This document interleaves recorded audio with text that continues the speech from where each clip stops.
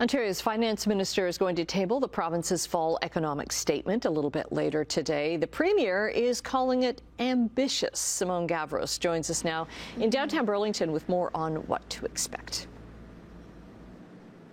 Well, Annette, Premier Doug Ford said yesterday, he gave a little bit of a preview of what we can expect to see today once that fall economic statement is tabled at 1 p.m. The government has a $3 billion plan to send out $200 checks to all Ontario taxpayers sometime next year. Now, some people here in downtown Burlington say that they'll take the money since they already paid that money in taxes, but other people think that the money should be allocated elsewhere. I think it's kind of crazy. I think it should be put towards better use for other things like medical care or homeless people. In our medical field, I am a retired nurse, and we certainly can do with some increase of funds to that area. So I think I myself don't need that $200. And I think, as I said, collectively, that's a lot of money that can be used somewhere else.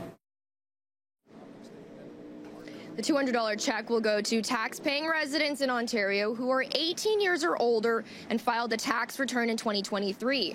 Parents will also get an additional $200 for each child under 18 years old. Now, the government says they're able to afford all of this because of higher than expected revenues. But opposition parties say that the checks will not solve the affordability crisis and consider this a bribe.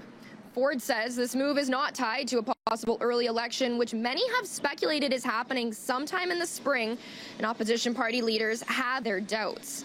The Ford government will also be extending the gas and fuel tax cuts as part of the economic statement today.